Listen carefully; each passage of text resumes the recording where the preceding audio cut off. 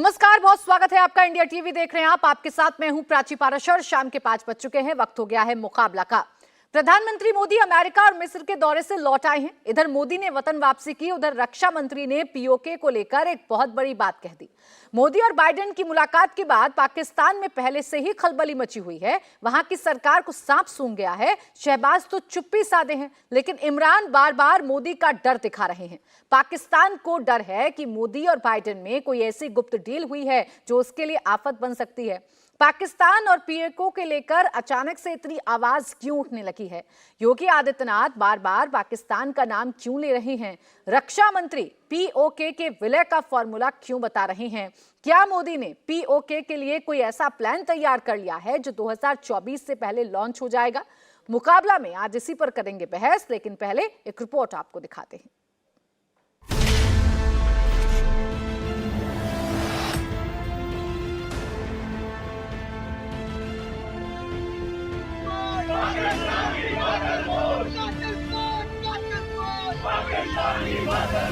PoK पर सिर्फ गैर कानूनी कब्जा कर लेने से पाकिस्तान की कोई लोकस स्टैंडाई नहीं बनती है।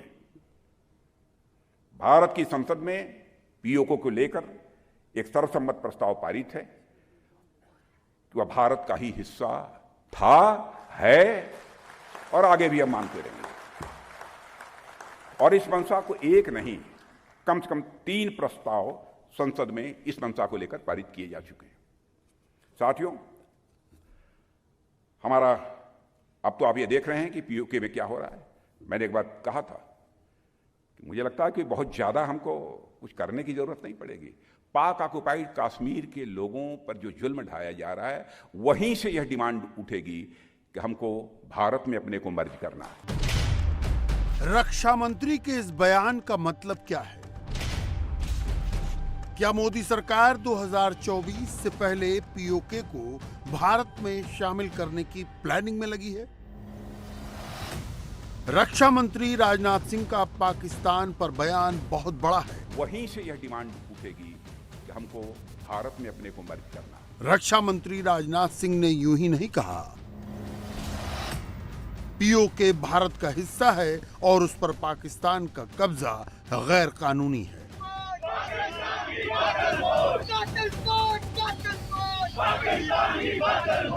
पीओके के लोग विलय की मांग करेंगे और पीओके आगे भी भारत का हिस्सा रहेगा।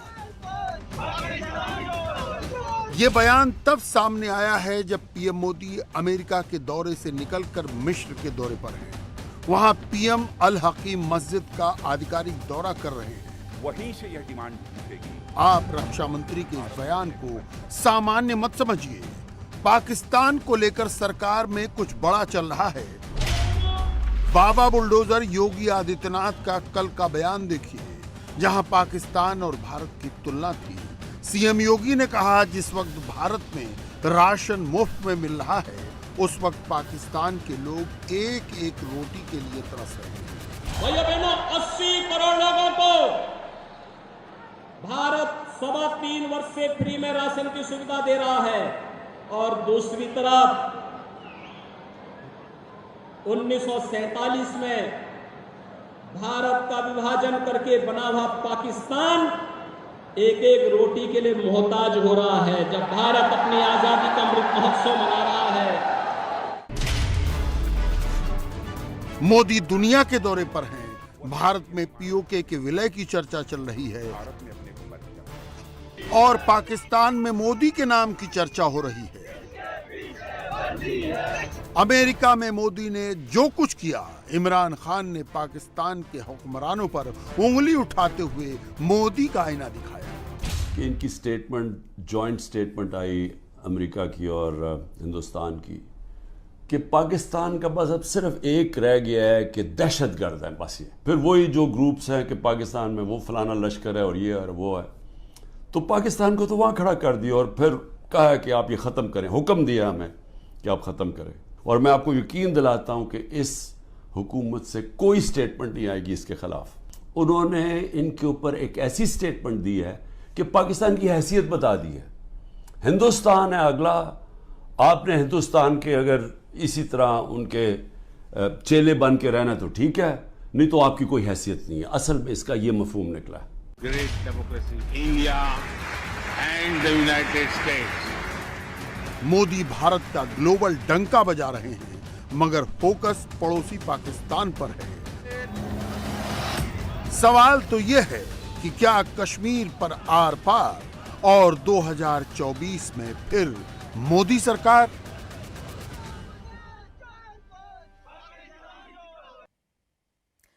इसी पर करेंगे चर्चा। तमाम खास मेहमान हमारे साथ जुड़ गए हैं। शहजाद पूनावाला, प्रवक्ता बीजेपी, हमारे साथ हैं। अभिजीत अय्यर मित्रा, राजनीतिक विश्लेषक के तौर पर हमारे साथ हैं। सुरेंद्र राजपूत, प्रवक्ता कांग्रेस, हमारे साथ हैं।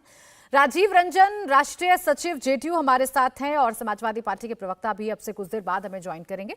आप सभी का बहुत बहुत स्वागत है। सुरेंद्र राजपूत जी, मैं आपसे शुरुआत कर रही हूं। पीओके हमारा है, हमारा था और हमारा रहेगा, ये बयान रक्षा मंत्री राजनाथ सिंह का सामने आया है। पाकिस्तान के पूर्व प्रधानमंत्री क्या कह रहे हैं ये भी आपने सुन लिया। अमेरिका में किस तरीके से भारत का डंका बजा, प्रधानमंत्री नरेंद्र मोदी के नाम का डंका बजा, ये भी आपने देखा। क्या अभी भी इन तमाम बातों को देखकर आप नहीं कहेंगे कि ये भारत का गोल्डन एरा चल रहा है?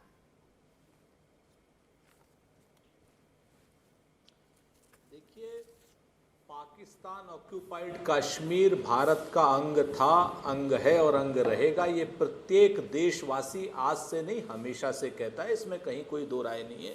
और इस पर जाकर के हम लोगों को कोई राजनीति नहीं करनी। जो भी इस पर राजनीति किसी भी तरीके की करेगा वो अपराधी होगा और वो देशद्रोही होगा। हम तो बहुत स्पष्ट कहते हैं कि भारतीय जनता पार्टी की सरकार किसी भी तरीके से पाक ऑक्यूपाइड कश्मीर को लेने का मन बना करके कोई भी फैसला करती है, कोई भी काम करती है, प्रत्येक देश का एक एक वासी, प्रत्येक कांग्रेसी उसका पूरी तरीके से बगैर किसी इफ बट के सपोर्ट करेगा। इसमें कहीं पर भी कोई दो राय नहीं होनी चाहिए। इसमें कहीं कोई राजनीति का विषय ये है ही नहीं। ये हमारे लिए राजनीति का विषय नहीं है, हमारे लिए हमारे संस्कार का विषय, हमारे स्वाभिमान का विषय, आत्मसम्मान का विषय है। और यही विषय जो है कहीं ना कहीं इस पर राजनीति का कोई स्थान नहीं। बहुत साफ सी बात है।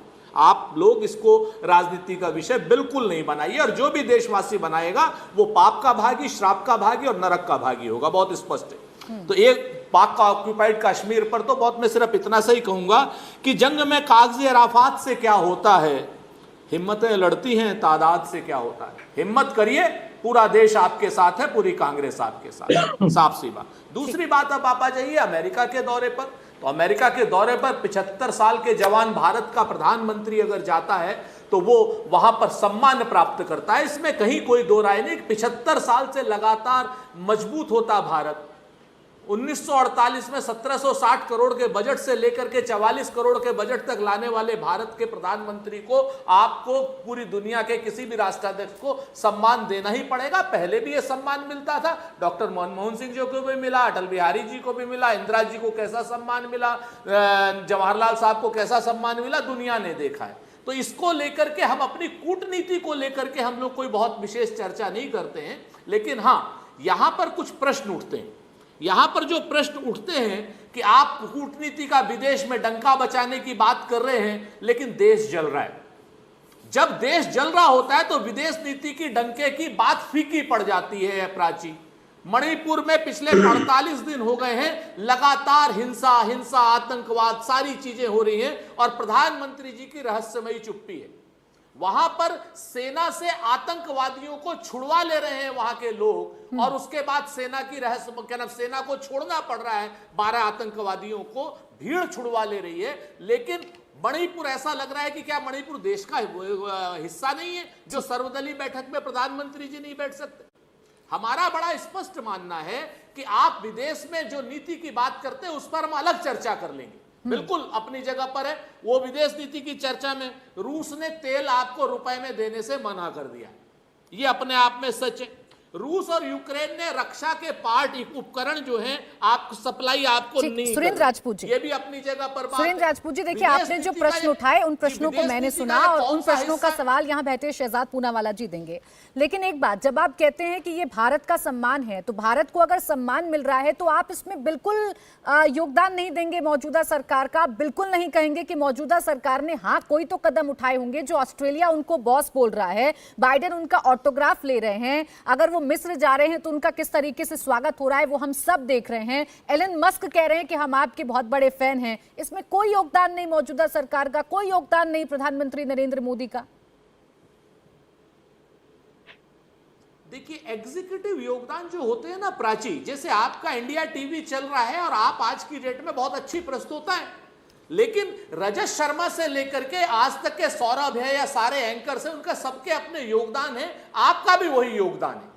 आपका जो बहुत अच्छा शो है, इस शो में आपको सिर्फ इसलिए आप महत्वपूर्ण हो पाई हैं क्योंकि इंडिया टीवी उस समय से चल रहा है जब इंडिया टीवी 3 लोगों ने शुरू किया था। तो मेरा ये कहना है कि ये एग्जीक्यूटिव ऑन गोइंग प्रोसेस है, निरंतरता का प्रोसेस है। इस निरंतरता के प्रोसेस में जो भी आपका योगदान है उसके लिए आप सम्मान की पात्र हैं। तो यानी योगदान है ना, ये तो कम से कम मान रहे हैं ना। सुरेंद्र राजपूत जी, आपने इंडिया टीवी का एग्जांपल दे दिया, मुझे मेरे शो का एग्जांपल दे दिया। एक छोटी सी लाइन आपको बतानी थी, योगदान है या नहीं है, फिर मैं आगे बढ़ जाऊं। आपने जो सवाल उठाए मैं शहजाद जी से पूछ लूं। मैं फिर से कहता हूं कि सब लोगों का योगदान है। जवाहरलाल नेहरू जी से लेकर के इंदिरा जी से राजीव गांधी, नरसिम्हा राव, आई के गुजराल साहब, देवेगौड़ा साहब, क्या नाम, श्री अटल बिहारी वाजपेयी जी, मनमोहन सिंह जी और अब नरेंद्र मोदी जी, सबका योगदान बराबर का है। सबने उत्तरोत्तर तरक्की की है। इसमें कहीं कोई दो आप ये मान रहे हैं कि मौजूदा सरकार की तरफ से भी कुछ ना कुछ कदम तो उठाए गए हैं। चलिए, अब आपने जो सवाल उठाए उन सवालों का जवाब मैं शहजाद जी से ले लूं। शहजाद जी, देखिए, जब जब चुनाव आते हैं पाकिस्तान का राग सरकार की तरफ से, केंद्र सरकार की तरफ से अलापा जाता है। ये बात पहले से कही जाती है और अब देख भी लिया गया, एक बार फिर से पीओके का मुद्दा भारत में छेड़ दिया गया है। तो ये क्या सिर्फ चुनावी शिगुफा है या इसकी तरफ कोई कदम भी मौजूदा सरकार बढ़ा रही है? प्राची जी, सबसे पहले तो जिस प्रकार के आज बयान यूनाइटेड स्टेट्स की धरती से जॉइंट स्टेटमेंट में आए हैं, ये एक फंडामेंटल शिफ्ट को दर्शाता है कि किस प्रकार की हमारी पहले की विदेश नीति वोट बैंक पर आधारित रहती थी, तो मजबूर नीति होती थी, और आज एक मजबूत नीति है। मैं आपको इसका उदाहरण देता हूं। पहले इस देश में ऐसे भी प्रधानमंत्री हो चुके हैं जो अभी भी प्रयास कर रहे हैं, उनके प्रवक्ता कांग्रेस पार्टी के, कि इंटरनेशनलाइज कश्मीर के समस्या को किया जाए। इस प्रकार की ऐतिहासिक भूल करके भी आने वाले लोग हैं। किस प्रकार से अधीर रंजन चौधरी ने भी 370 के विषय पर कहा था कि कश्मीर कोई भारत का मसला नहीं है, ये तो इंडिया पाकिस्तान का मसला है, कैसे 370 हटाया जा सकता है। आज उस पार्टी के प्रवक्ता कह रहे हैं कि हमें पूरा पीओके लेना चाहिए। ये अच्छी बात है, पर ये फंडामेंटल शिफ्ट है कि जो पहले कहते थे कि पीओके तो उनके पास ही रहेगा, फारूक अब्दुल्ला ये बात ऑन रिकॉर्ड कह चुके हैं। आजकल वो उनके साथ पटना में बैठे हुए हैं, उनके सुपुत्र। तो मुझे लगता है कि ये शहजाद पूनावाला भारत के नाम पर राजनीति मत प्राची जी, मैंने एक भी शब्द किसी के बीच में नहीं बोला। प्राची जी, मैंने एक भी शब्द किसी के बीच में नहीं बोला। प्राची जी, यदि मेरे समय का संरक्षण नहीं होगा, मुझे सबकी ऑडियो डाउन करनी होगी क्योंकि किसी की आवाज नहीं जाती। आप बाद में अपनी बारी में काउंटर कर लीजिएगा, मैं लौटूंगी आपके पास। सुरेंद्र राजपूत। प्राची जी, हम अपनी अपनी बारी में अपनी अपनी बातें रखें। मुझे भी कई सारी बातें नागवार गुजरी, पर मैंने अपनी बारी का इंतजार किया। मैं आपको और एक बात बताता हूं। आज हमारे साथ अभिजीत अय्यर मित्रा भी बैठे। पूछेगा 2005 में सियाचेन पाकिस्तान को हैंड ओवर करने का पूरा प्लान बनाया था तब की सरकार ने। ये तो जनरल जे सिंह ने उस पर रोक लगाई, वरना ये तो पीओके क्या सियाचेन भी देने के लिए तैयार बैठे थे। ये ऑन रिकॉर्ड बात है या नहीं है? क्या ये ऑन रिकॉर्ड बात है या नहीं है कि भारत की सेना को लगातार कमजोर करने में, और भारत की सेना को चाहे वो इंफ्रास्ट्रक्चर एलएसी पर बनाना हो, चाहे वो बुलेट प्रूफ जैकेट देना हो, चाहे वो रफाल जैसे विमान खरीदना हो, चाहे वो अत्याधुनिक जो वेपन्स है, जो आज हमें प्रेडेटर ड्रोन्स मिल रहा है, GF414 इंजन साथ में निर्माण होगा HAL के द्वारा, जी कंपनी के साथ, ये सारी चीजें आज हो रही है। क्या ये सही बात नहीं है कि आज स्टेटमेंट में निकला है कि पाकिस्तान की भूमि से आतंकवाद भारत के खिलाफ नहीं होगा, परंतु 2009 में शर्म एल शेख में हमने ये जाकर स्वीकारा कि बलूचिस्तान की धरती पर भारत आतंकवाद करने के लिए तैयार रहता है और भारत आतंकवाद को बढ़ावा देता है। क्या ये शर्म एल शेख में सिर झुकाने वाला स्टेटमेंट हमने दिया था या नहीं दिया था? और आज ये फंडामेंटल शिफ्ट हुआ है कि जिस इशू को आप इंटरनेशनलाइज करते थे, जिस इशू पर आप कहते थे कि पीओके भी रखे और हम आपको सियाचिन भी दे देंगे, जिस इशू पर आप वोट बैंक को कंसल्ट करते हुए 26/11 हुआ था, क्या हमने 26/11 के बाद, फली मेजर के कहने के बाद, क्या एक भी टेररिस्ट कैंप पर हमला किया? MFN स्टेटस जारी रखा। आज जब सर्जिकल स्ट्राइक होता है उरी के बाद या पुलवामा होता है तो मुंह तोड़ जवाब हम लोग देते हैं बालाकोट में। क्या ये फंडामेंटल शिफ्ट ऑफ पॉलिसी नहीं है? ये फंडामेंटल शिफ्ट ऑफ पॉलिसी। और ये फंडामेंटल शिफ्ट ऑफ पॉलिसी कब होती है प्राची जी? ये तब होती है जब हम नो नॉनसेंस वाली नेशन फर्स्ट, इंडिया फर्स्ट वाली फॉरेन पॉलिसी को अपनाते हैं। पूछे सुरेंद्र राजपूत जी से, इतने वर्षों तक हमने संपूर्ण जो रिश्ते इजराइल के साथ थे उसको क्यों नहीं हमने लागू किया, हमने क्यों उसको बढ़ावा नहीं दिया? क्योंकि आपको केवल एक वोट बैंक की चिंता थी, विदेश नीति की चिंता नहीं थी। पूछे सुरेंद्र राजपूत जी से कि इतने वर्षों तक जो बेसिक चीजें थी, जो हमारी आर्म फोर्सेस की बेसिक चीजें थी, उसको पूरा करने के लिए हम आगे क्यों नहीं बढ़े? पूछे सुरेंद्र राजपूत जी से कि नॉन अलाइनमेंट के चक्कर में जिस प्रकार की हमने नीतियां अपनाई, ना हम इस कैंप में ना हम उस कैंप में, आज दोनों कैंप, आज रशिया का कैंप भी हमें तेल बेच रहा है और यूनाइटेड स्टेट्स का कैंप कह रहा है कि हम आपके साथ इतना ट्रस्ट करते हैं कि हम आपको वो टेक्नोलॉजी ट्रांसफर करेंगे जो इससे पहले कई सीमित देशों को मिलता था। भारत के प्रधानमंत्री 2 बार जाकर कांग्रेस को संबोधन करते हैं, स्टेट विजिट पर बुलाए जाते हैं, और केवल अमेरिका नहीं, आप देखिए ना सिलसिलेवार तरीके से, चाहे वो ऑस्ट्रेलिया के प्रधानमंत्री हो, क्या कहते हैं वो प्रधानमंत्री के विषय में, सारी बातें इटालियन ठीक प्राइम है मिनिस्टर शहजाद, क्या लेकिन कहते मैं हैं, जो आपसे किस सवाल प्रकार पूछ से रही थी फ्रांस वो हमें ये कोट सवाल करता था है, कि ये प्रधानमंत्री चुनाव आते जेम्स आते हमारे क्या आप लोग प्रधानमंत्री के छोड़ रहे पैर हैं, छूते वाकई हैं। में तो पीओके को लेकर कोई रणनीति आपके पास है, कोई रोड मैप आपके पास है? अब तो काफी समय हो गया आपको भी सरकार में रहते रहते। मैं आपको हाँ, अच्छा है आपने ये बात मुझे फिर से याद दिलाई। कौन सा चुनाव था जब हमने 370 की दीवार को लात मारकर गिराया ताकि जम्मू कश्मीर का भौगोलिक ही नहीं बल्कि रूहानी एकीकरण भी हो सके और लाल किले से लेकर लाल चौक तक एक तिरंगा लहराए? कोई चुनाव था क्या 2019 5 अगस्त को? हमने 370 हटाया और तब से देखे वहां पर आतंकवाद की घटनाएं निम्न स्तर पर आ चुकी है और कम होती जा रही है लगातार। पत्थरबाजी 0 हो चुकी है। हुर्रियत और उस प्रकार के अलगाववादियों के खिलाफ किस प्रकार से कार्रवाई हुई है। टूरिज्म सेंटर बना है टेररिस्ट सेंटर से। आज जिस प्रकार से वहां पर सिनेमा हॉल भी खुला है, 15,000 करोड़ का निवेश 70 वर्षों में हुआ, आज 56,000 करोड़ का और निवेश वहां पर हुआ है। डीडीसी के चुनाव ठीक तरीके से संपन्न हुए। तो क्या ये चुनाव के लिए किया गया? अरे जिन पार्टियों ने कहा था कि हम दलित अधिकारों के साथ है, आज वहां के दलित और वाल्मीकि समाज को भी अधिकार मिला है। पीओके तो को मुझे लेकर कोई लगता है कि रणनीति ये जानना चुनाव चाह से रही थी नहीं, मैं शहजाद ये जी आपसे, आपने राष्ट्रनीति क्या का किया मुद्दा क्या है, नहीं राजनीति किया, ये का तो नहीं। पूरे देश के सामने है, लेकिन चूंकि पीओके की बात आप कर रहे हैं तो वो स्पष्ट बता देते कि नहीं, पीओके को इससे- लेकर आप लोगों की अब आगे क्या रणनीति है और क्या नहीं। मैं इस सवाल को लेकर लौटूंगी शहजाद जी आपके पास, बाकी मेहमान इंतजार कर रहे हैं, पहले उनका एक देखिए, एक वाक्य प्राची जी, एक वाक्य, केवल जल्दी एक से। वाक्य अगर मैं हाँ। कह दूं, एक वाक्य केवल बोलिए कह बोलिए दूं। बोलिए। हाँ, एक वाक्य। 1994 का जो भारत के संसद के द्वारा पारित किया गया यूनानिमस रेजोल्यूशन है, उसको पूर्ण तरीके से उसको लागू करने पर हमारी सरकार कटिबद्ध है। पर यह सवाल उनसे पूछे जिनके लोग कहते हैं कि पीओके चला गया, भूल जाइए, या जो लोग कहते हैं कि सियाचिन भी दे देते हैं ताकि एक उनके साथ अमन और शांति बनाया जा सके। यह सवाल तो उनसे पूछा जाना चाहिए। सुरेंद्र राजपूत जी, क्या वो उनकी अब कटिबद्धता सुरेंद्र है राजपूत उस जी अब 94 के विपक्ष में रेजोल्यूशन बैठे हुए हैं शहजाद पूनावाला जी, उनसे तो सवाल जितने थे उनसे पूछ लिए, लेकिन आप मौजूदा सरकार में हैं, अब सवाल आपसे पूछे जाएंगे, जिम्मेदारी आपकी है कि नहीं, ये पर सिर्फ उन्हीं के बयान पर बयान है 370 या कोई पर कोट रणनीति होते है हैं। आपकी या नहीं है। खैर मैं आगे बढ़ रही हूँ। राजीव रंजन जी, जब जब बात विदेश नीति की हो रही है तब तब भारत के बढ़ते कद का जिक्र हो रहा है। भारत में कैसे, भारत का स्वागत कैसे अमेरिका में हो रहा है, बड़े बड़े जो लीडर्स हैं वो कैसे प्रधानमंत्री नरेंद्र मोदी की तारीफ कर रहे हैं, कैसे भारत खुलकर अपनी बात रख रहा है और कैसे पाकिस्तान का डर साफ तौर पर दिखाई दे रहा है। क्या अभी आप नहीं मानेंगे कि विदेश नीति में भारत अब अव्वल होता जा रहा है? देखिए, सबसे पहले तो मैं प्राची जी 2 हिस्से में आपकी बात का जवाब देना चाहूंगा। कांग्रेस ने भी काफी सिलसिलेवार तरीके से पीओके पर अपनी बात की, लेकिन एक सच है कि पीओके को लेकर या इस देश में जो भी सामरिक सफलताएं हैं, भारतीय उपमहाद्वीप में भारत की श्रेष्ठता, जो पूर्ववर्ती सरकारें इस देश में थी, चाहे वो स्वर्गीय लाल बहादुर शास्त्री जी के नेतृत्व में जब भारत के वो प्रधानमंत्री थे और उन्होंने जय जवान जय किसान का नारा दिया, भारतीय सेना तो लाहौर के करीब पहुंची। और 71 वो चरम था जब पाकिस्तान के 2 टुकड़े इंदिरा जी की अगुवाई में भारतीय सेना ने की।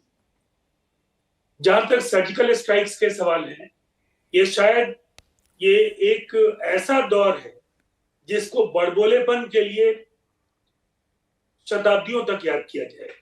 सर्जिकल स्ट्राइक्स वगैरह की चर्चा आमतौर पर नहीं होती है, इसमें गोपनीयता का पूरा ध्यान रखा जाता है और इसको एक उपलब्धि के तौर पर कभी भी देश ये जिनको संकेत देना होता है, उन्हें उस संकेत के जरिए संदेश चला जाता है कि आपने अगर कोई गलती की तो आपका आपको हम लोगों ने नेस्तनाबूद किया। लेकिन इस पर बार बार कंधे थपथपाने की प्रवृत्ति पहली बार इस सरकार में की।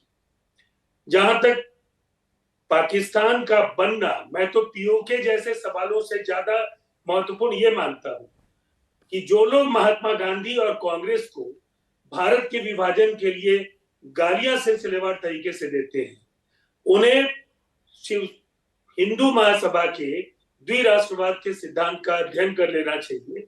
मैं गहराई में नहीं जाऊंगा, आपका एक एक मिनट बहुत ही कीमती है, लेकिन सिंध की असेंबली में पाकिस्तान का आधिकारिक प्रस्ताव, पाकिस्तान को बनाए जाने का जो प्रस्ताव था, इनके पूर्ववर्ती संगठन हिंदू महासभा ने किया था। तो जो औपचारिक विभाजन की स्थिति है, उसके लिए भारतीय जनता पार्टी की जो पूर्ववर्ती उनके जो पूर्ववर्ती संगठन है, उनका जो मातृ संगठन है, वो काफी हद तक जवाब दे। और अगर विभाजन नहीं होता तो पीओके जैसे सवाल भी नहीं आते। लेकिन जहां तक पीओके का सवाल है, मैंने इसलिए ये कहा कि कोई भी सामरिक सफलता एक बार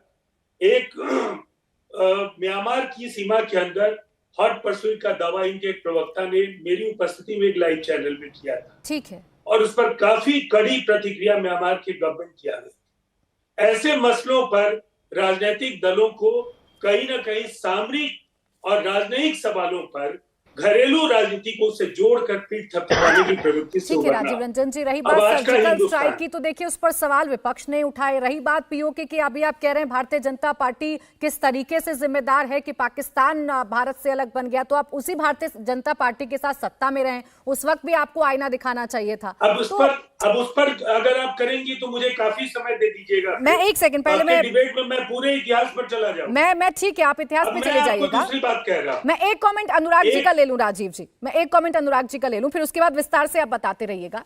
अनुराग भदौरिया जी, ये मौजूदा सरकार अब ये दावा कर रही है कि एक तरफ विदेशों में हमारा डंका बज रहा है, विदेश भारत का बाहें फैलाकर स्वागत कर रहे हैं जो बड़े बड़े देश हैं। रही बात पाकिस्तान की, तो पाकिस्तान के लिए भी क्लियर मैसेज है कि पीओके हमारा था, हमारा है और हमारा रहेगा।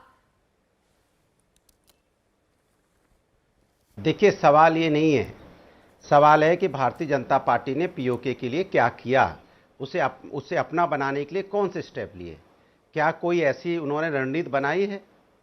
ऐसा तो कुछ हमें लगता नहीं है। अगर बनाई है तो बताएं देश को। देखिए, भारतीय जनता पार्टी सिर्फ बात करती है, करना उसे कुछ नहीं आता है। अगर वो कर रही होती, जो करते हैं वो बोलते कहाँ हैं?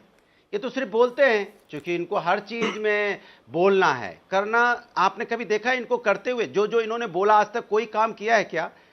भाई, आप विदेश नीति की तो बात छोड़ दो, देश के अंदर जो उन्होंने बोला वो किया क्या? क्या इन्होंने जो अपने वायदे किए थे कर दिए पूरे? क्या किसानों की इनकम दुगनी हो गई? मैं बार बार उसी सवाल पे आऊंगा। क्या यहाँ बेरोजगारी खत्म हो गई? क्या महंगाई खत्म हो गई? क्या महिला सुरक्षा बढ़ गई? और लूट मार तो आप देख लीजिए, अब तो लुटियन जोन में सरेआम किस तरह से लूटा गया, आपने देखा ही, अभी वीडियो वायरल है। ये हालत है दिल्ली के अंदर में, तो आप दिल्ली सुरक्षित नहीं कर पा रहे हो।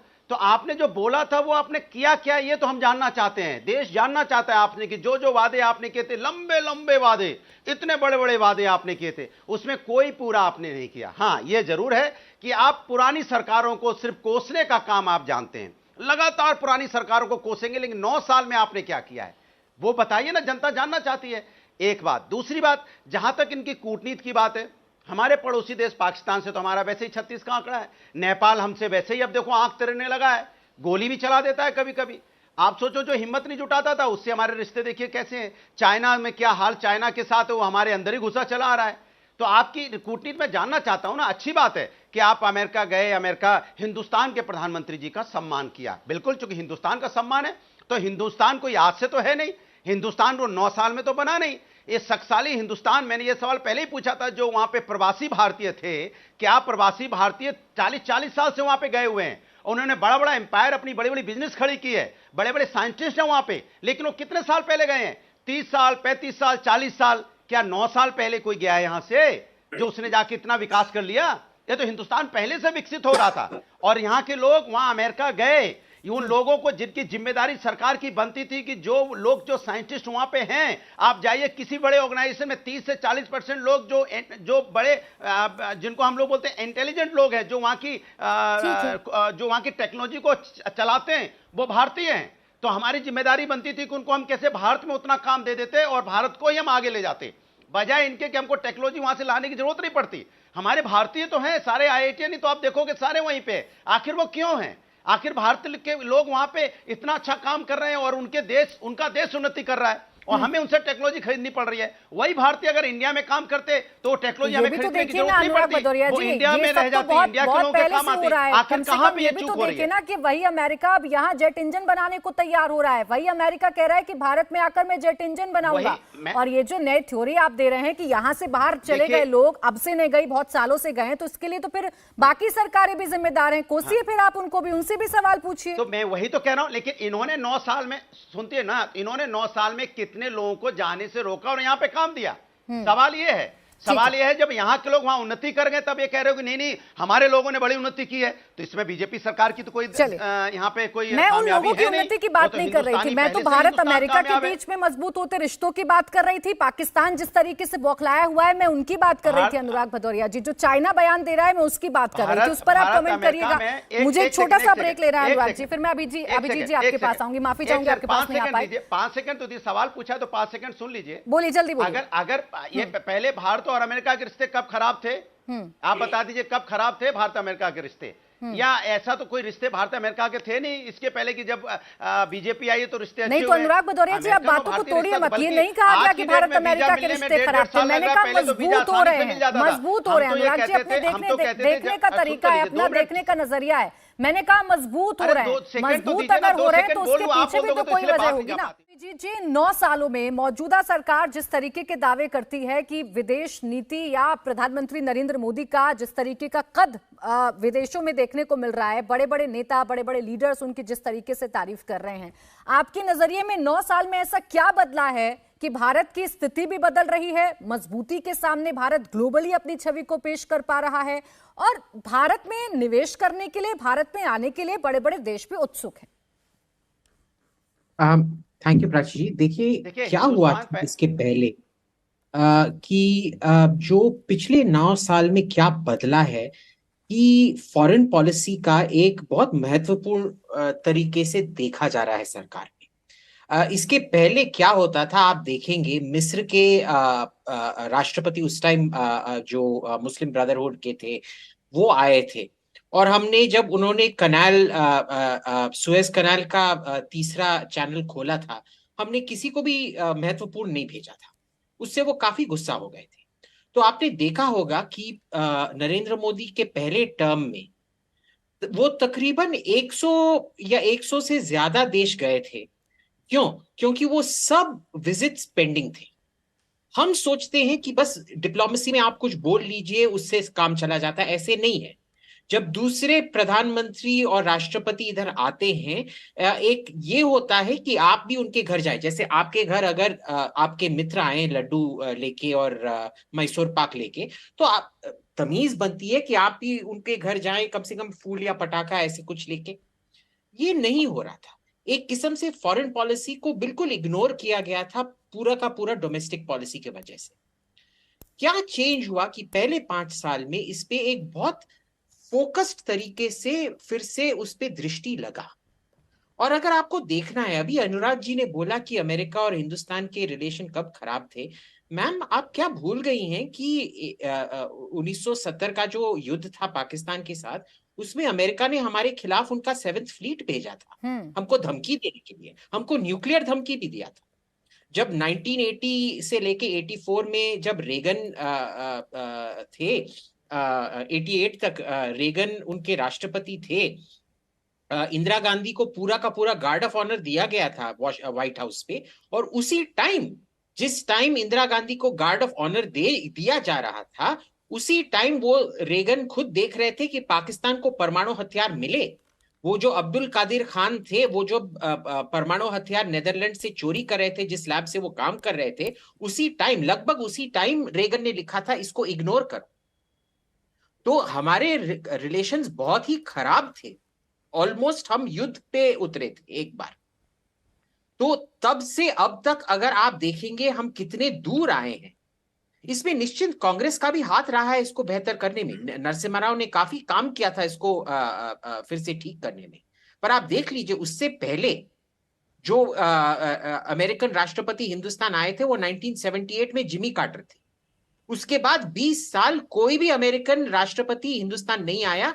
1999 में फिर बिल क्लिंटन आए थे हिंदुस्तान के परमाणु हथियार फोड़ने के बाद। तभी उन्होंने उठ के देखा कि भाई हिंदुस्तान जैसा एक देश भी है।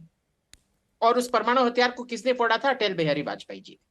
वैसे नरसिम्हा राव जी ने भी कोशिश की थी, पर फिर जब वो सैटेलाइट इमेजरी का, आपको याद होगा, जब वो सैटेलाइट इमेजरी सब निकला, फिर हिंदुस्तान बैकआउट कर गया उसके बाद। तो इन 9 साल में काफी चीजें बदली है। मैं ये नहीं बोलूंगा कि कांग्रेस ने कुछ किया नहीं है, पर जो यूपीए 2 था उसमें एक बहुत ही डेंजरस किस्म का इनर्शिया, को पता नहीं क्या हिंदी में कहते हैं, इनर्शिया आ गया था फॉरेन पॉलिसी में, जो मोदी ने आके ठीक किया। जो मोदी जी आप देखेंगे, सब बोलते हैं कि भाई तुमको ये अमेरिकन राष्ट्रपतियों के साथ झपिया पपिया करने की क्या जरूरत है। पर देखिए वो बस अमेरिकन राष्ट्रपति को ही गले नहीं मिलाते, ठीक, वो सभी राष्ट्रपति को मिलाते हैं, हर धर्म के, हर रेस के। मोहम्मद बिन सलमान के साथ भी वैसे ही वार्म है। वो पापुआ न्यू गिनी के प्राइम मिनिस्टर के साथ जी जो बात कह रहे हैं सुरेंद्र राजपूत जी, देखिए वो तो पूरा खरी खरी बात कर रहे हैं कि ऐसा नहीं है कि कांग्रेस ने कभी कुछ नहीं किया, लेकिन इन 9 सालों में बहुत कुछ बदला, बहुत कुछ सुधार हुआ, जिसका नतीजा हम देख रहे हैं कि विदेशों में कैसे डंका बज रहा है भारत का। तो इसे तो इग्नोर नहीं किया जा सकता ना। स्वस्थ लोकतंत्र की बात आप करते हैं, तो स्वस्थ लोकतंत्र का तो ये भी हिस्सा है कि जो अच्छा है उसे अच्छा कहें, जो गलत है उसे गलत कहें। 3-4 चीजें हैं। अभिजीत ने जितनी बातें कही उसमें सिर्फ मैं इतना जोड़ूंगा, अभिजीत जी आप तो फॉरेन पॉलिसी के एक्सपर्ट हैं। डॉक्टर मनमोहन सिंह के समय में जो लुक ईस्ट पॉलिसी थी, जैसे हमने चाइना को साउथ चाइना सी में घेरने की बात की, लुक ईस्ट पॉलिसी कौन लेकर के आया था? लुक ईस्ट पॉलिसी से पहले एक पाकिस्तान के 2 पाकिस्तान किसने बनाए थे? 7th फ्लीट भी हमारे सामने खड़ा हुआ था, उसके बाद भी हम नहीं दबे थे। गोवा को किसने हिंदुस्तान में मिलाया था? सिक्किम को किसने हिंदुस्तान में मिलाया था? मसला हमारा ये है कि लगातार भारत उत्तरोत्तर रूप से मजबूत होता रहा, इसमें सभी प्रधानमंत्रियों का बराबर का योगदान है। मैं इस बात से पूरी तरीके से सहमत हूं अभिजीत जी, इसमें कहीं कोई दो राय नहीं। और रही बात फॉरेन पॉलिसी की, तो फॉरेन पॉलिसी में आज अभी शहजाद भाई एक बहुत बड़ी, पता नहीं क्या इनके यहां से, या तो ऑफिशियल है कि नॉन अलाइंड क्या नाम पॉलिसी को ये कह गए कि हमारी तो प्रो अमेरिकन पॉलिसी है। नॉन अलाइंड पॉलिसी हमारी थी, और आज भी विदेश मंत्रालय तो हमारा यही कहता है। अब भारतीय जनता पार्टी के प्रवक्ता जो कहते हैं वो अपनी जगह पर, मैं इस मुद्दे को पॉलिटिसाइज नहीं करना चाहता था, लेकिन भारतीय जनता पार्टी के विद्वान प्रवक्ता ने बहुत स्पष्ट रूप से कर दिया कि मुंह में छुपी हो मीठी बातें, रग रग में अय्यारी हो, और उसकी दवा कहां से लाऊं जिसको ये बीमारी हो। अरे शहजाद जी, आप जिस बात की बात कर रहे हैं, सियाचिन भी हमें लेकर के आए थे और हमारा अक्षुण्ण हिस्सा है। ये जितनी भी आपकी पॉलिसीज है ना लोगों को भरमाने की, अब नहीं भरमाने वाले लोग हैं। एक पाकिस्तान के 2 पाकिस्तान भी हम ही ने किए थे, इसमें भी कहीं कोई दो राय नहीं है। आप तो आईएसआई को हिंदुस्तान में लेकर के आए थे। आईएसआई को हिंदुस्तान में लेने वाला पहला प्रधानमंत्री है नरेंद्र मोदी। एक सेकंड सुन लीजिए, एक सेकंड मेरी बात। भाई 1 मिनट, अब ये नहीं चलेगा। अरे तो काउंटर क्वेश्चन तो करना पड़ेगा ना सुरेंद्र राजपूत जी। गलत बात है, हमारी बात टूट चले जाएंगे, ऐसे तो नहीं चलेगा। नहीं, काउंटर जब आपने जो कंपैरिजन किया, मैं आपसे हाँ तो ये बात एक बार जरा शहजाद के लिए भी कर लेते हैं। उस वक्त भी हो रहा था सुरेंद्र राजपूत जी। आप लोगों में सिर्फ यही दिक्कत है, अपनी अपनी बारी का नजर आता है, दूसरी बारी में आप आंख कान सब बंद कर लेते हैं। आप आंख कान सब बंद कर लेते हैं। जब शहजाद जी से पूछा जा रहा था तब आप शायद नहीं देख पा रहे थे। यही दिक्कत है आप लोगों में। एक काउंटर करने से क्या दिक्कत हो जाती है? देख रहा हूं प्राची, मैं तो प्राची सारा देख रहा हूं। अच्छी बात है सर, देखिए तो सारी चीजें देखिए। जिस वक्त महत्वपूर्ण बातें आती हैं, सारी बातें देखिए। जब महत्वपूर्ण बातें आती हैं, मैं सवाल आपसे पूछ रही हूँ, यहाँ बात कंपैरिजन की नहीं है। कोई नहीं कह रहा कि कांग्रेस की सरकारों ने कुछ नहीं किया था। हम कह रहे हैं कि कांग्रेस की सरकारों ने भी किया था और भारत आगे बढ़ता चला गया। लेकिन जिन फॉरेन पॉलिसी का आप जिक्र कर रहे हैं, वो फॉरेन पॉलिसी क्या मजबूत नहीं हुई? क्या प्रधानमंत्री नरेंद्र मोदी जब अमेरिका जाते हैं और आप लोग क्रिटिसाइज करने पर आ जाते हैं, क्या इससे देश की छवि खराब नहीं होती है कि एक तरफ आप पीएम का वहां पर वेलकम हो रहा है, जो बाइडेन उनकी तारीफ कर रहे हैं, दूसरी तरफ यहां पर उनको लेकर न जाने क्या क्या बातें कही जा रही हैं, उनके फोटोग्राफ्स वायरल किए जा रहे हैं। ये सवाल है मेरा आपसे। आ रही हूं फिर शहजाद जी। तीन चीजें बड़ी स्पष्ट हैं। जब आप बात करती हैं तो लगता है कि हमें फॉरेन पॉलिसी पर बात करनी चाहिए, और जब भारतीय जनता पार्टी के प्रवक्ता को आप मंच देती हैं तो हमें लगता है कि नरेंद्र मोदी सहित पूरी भारतीय जनता पार्टी के सारे काले कारनामों का चिट्ठा खोल देना चाहिए। मसला सिर्फ अंतर इतना सा है, हम यहां पर जब आपने सवाल पूछा था पहला, तो हम पूरी तरीके से भारत की फॉरेन पॉलिसी पर बात करने आए थे, लेकिन जब शहजाद ने जिस तरीके के विश्वमन किया है, पूरी तरीके से जहरीली तकरीर जो शहजाद ने की है यहां पर भारतीय जनता पार्टी के प्रवक्ता ने, और उसमें सिर्फ झूठ झूठ और झूठ, तो उसके बाद फिर मुद्दे खत्म हो जाते हैं। फिर यह आ जाता है कि आप भारतीय जनता पार्टी के प्रवक्ता हैं जो झूठ बोल रहे हैं, और हमें आपके झूठ के सामने हमें सच जरूर बोलना पड़ेगा, और ऐतिहासिक सच बोलना पड़ेगा। मसला यह है प्राची, मसला आपका नहीं है, मसला उन जहरीले लोगों का है जो पूरे देश में अभी थोड़ा मसले पर आ जाते हैं। शहजाद जी क्या कह रहे हैं वो शहजाद जी जवाब दे देंगे। अभी मेरे सवाल का जवाब जल्दी दीजिए, क्योंकि फिर समय समाप्त हो जाता है, चर्चा का कोई निष्कर्ष नहीं निकल पाता। प्राची जी देखिए, आपने बहुत, मैं आ रही हूं शहजाद जी, मैं आपको बहुत जिम्मेवारी से कहता हूं कि जिस तरीके से अगर आप अगर फॉरेन पॉलिसी की बात करती हैं, हर बार आप फॉरेन पॉलिसी की जब आप बात करती हैं तो आपको फॉरेन पॉलिसी समग्र रूप से देखनी पड़ती है कि आप क्या आपने शुरू किया था। फॉरेन पॉलिसी आपको डोकलाम में भी देखनी पड़ती है। आज की डेट में मालूम है कि भूटान ने चीन से समझौता करने के लिए अपनी बात बढ़ा दी है। डोकलाम जहां पर हिंदुस्तान पूरी तरीके से उस पे था, तो आज की डेट में चिकन नेक के पास चीन अपनी पूरी मिलिट्री वहां पर काबिज कर चुका है। आपके पास कहां से आती है सुरेंद्र राजपूत जी? सेना बयान जारी करती है, भारत बयान जारी करता है, सरकार बयान जारी करती है, उस पर आपको यकीन नहीं होता, लेकिन चीन कुछ कहता है तो आपको यकीन हो जाता है। ये भी तो सवाल है ना विपक्ष से कि सेना पर तो कम से कम यकीन करेंगे ना। ये चीन का बयान नहीं है, ये चीन का बयान नहीं है, ये भूटान का बयान है। ठीक है शहजाद जी, ये भूटान का बहुत खराब है आपकी पाकिस्तान में ISI 70 साल में पहली बार आती है हिंदुस्तान में, और यहाँ पहली बार कोई आदमी राजपूत जी बोलिए। हाँ शहजाद जी। प्राची जी, मैं तो हमेशा सोचता हूं कि विदेश नीति ऐसी होनी चाहिए जिसका सीधा सीधा असर आम जनमानस को भी दिखना चाहिए कि उस विदेश नीति का क्या असर हो रहा है। और तीन पैमाने आपको मैं दिखाता हूं। सबसे पहले पैमाना लेते हैं टेररिस्ट अटैक्स का। आपको याद होगा 2004 से 14 के बीच में, और क्योंकि अभिजीत अय्यर मित्र इसको ट्रैक भी करते हैं, हर दूसरे हफ्ते एक मेजर मेट्रो सिटी में एक बम ब्लास्ट होना निश्चित था। दिल्ली, बेंगलुरु, चेन्नई, वाराणसी, किस प्रकार से बम ब्लास्ट होते थे, और कई आतंकियों को तो छोड़ने का मैनिफेस्टो में वादा भी किया जाता था कि क्योंकि वो एक अमुक धर्म से तो उनको छोड़ दिया जाएगा, फिर हाईकोर्ट को हस्तक्षेप करना पड़ता था।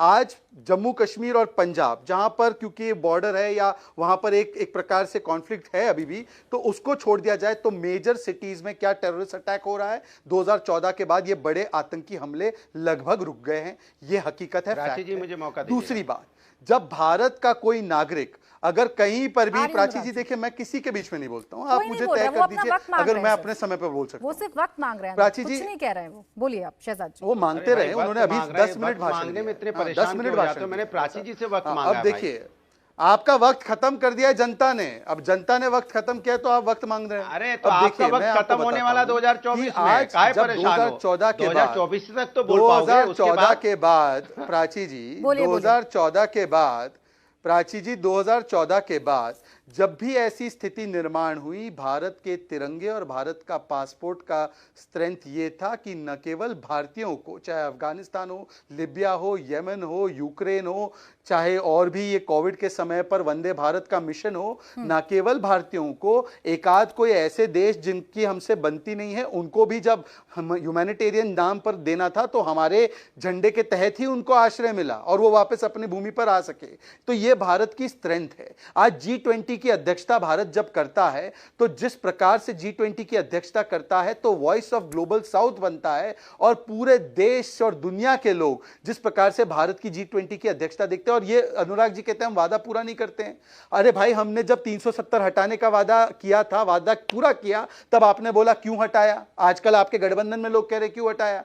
हमने जब कहा था कि राम मंदिर बनेगा, राम मंदिर जब बन रहा है तो ये कहते हैं क्यों बनाया।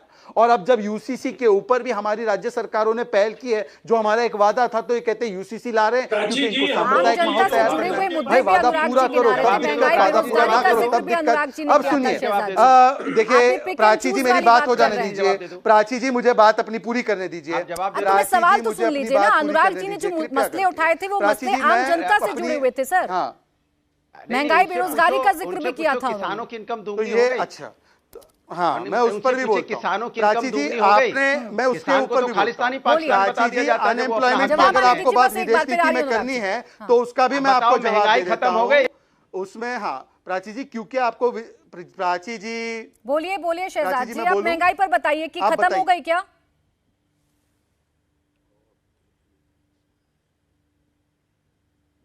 आदमी खरीदता है आलू, टमाटर, दाल, बताओ क्या भाव मिल रहा है 2012 से 14 के बीच में। प्राची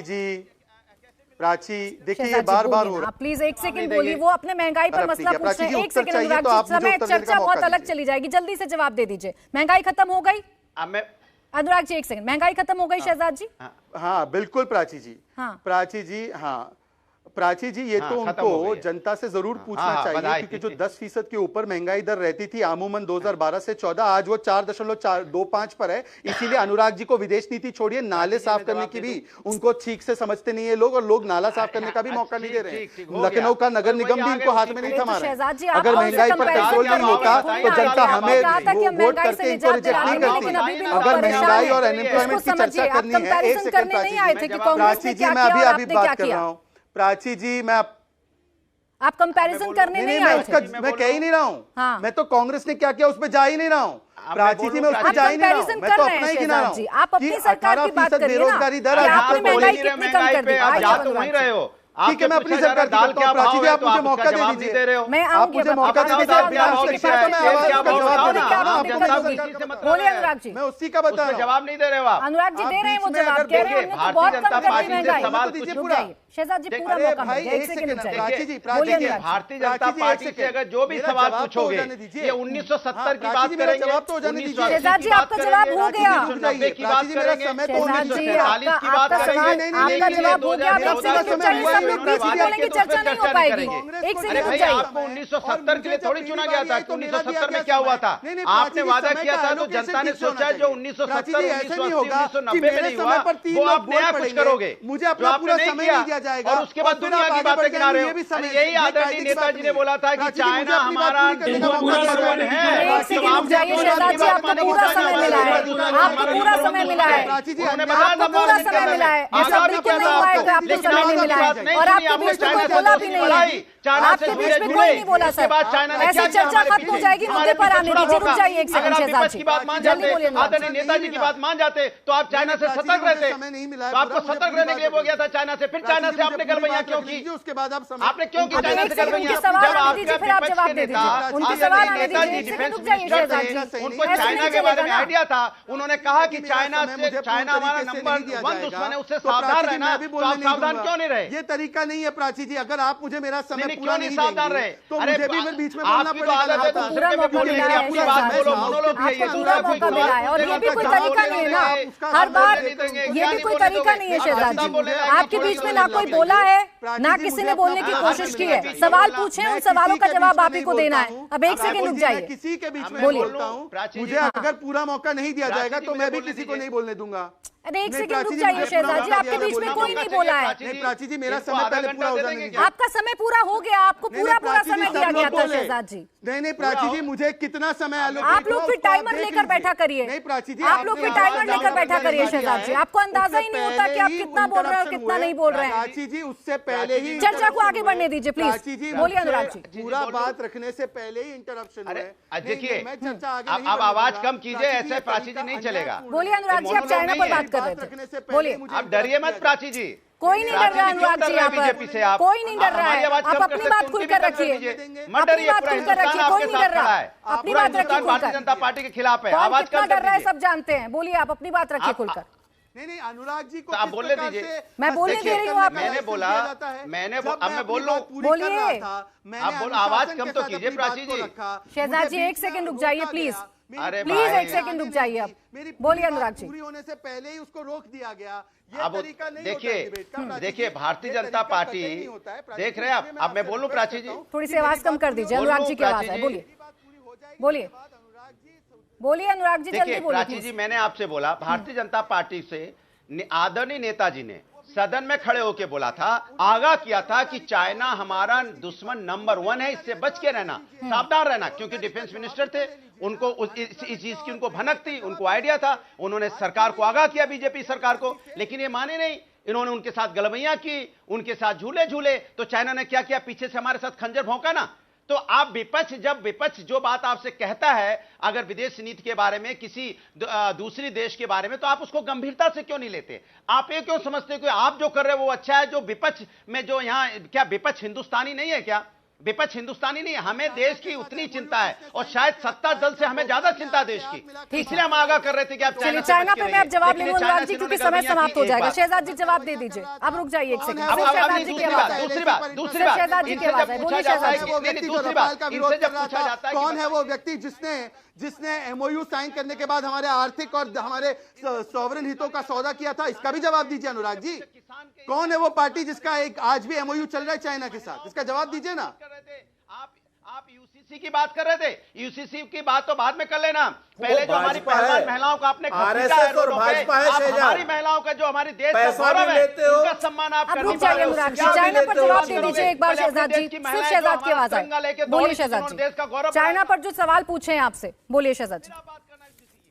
देखिए प्राची जी, पहली बार डोकलाम की सिचुएशन में हमारी सेना ने आंख में आंख मिलाकर बात रखी, तो डोकलाम के समय पर कौन चाइनीज तंबू के नीचे चाइनीज एम्बेसडर के साथ चीनी खाना खा रहा था? किस पार्टी का आज भी ऑन रिकॉर्ड करार चाइनीज लीडरशिप के साथ आज भी है? और ऐसा करार है कि जब भी कोई सिचुएशन पैदा होती है तो वो भारत के नहीं, चीन के नैरेटिव के साथ खड़े हो जाते हैं। कौन है जिन्होंने, जब गलवान में हमारे 20 सैनिकों ने वो शहीद हुए, पर शहीद होते होते उनके भी कितने सारे लोग मारे गए चाइना के, तो किसने चाइनीज ग्लोबल टाइम्स के प्रोपेगेंडा पर यकीन किया, पर भारत की सेना पर सवाल उठाया और कहा कि चाइना की सेना हमें पीट रही है? कौन है वो व्यक्ति जिसने अक्साई चीन गवाया था? कौन है वो व्यक्ति जिसने हमारे आर्थिक हितों का ऐसा आरसेप में जाकर सौदा करने का प्रयास किया था जिससे कि हमारा ट्रेड डेफिसिट 33 गुना बढ़ा? कौन है वो व्यक्ति जो आज भी चाइना की इस प्रकार से तरफदारी करता है कि जब भी कोई सिचुएशन आती है तो वो चाइना के पक्ष से बोलता है? कौन है वो जो सर्जिकल स्ट्राइक और बालाकोट पर सवाल उठाकर भारत की सेना से सबूत मांगने का काम करता है? ये कौन लोग है भाई, बताइए ना। और इतना ही आपकी मजबूत पॉलिसी थी तो अक्साई चीन की दी हुई जमीन ले आते वापस।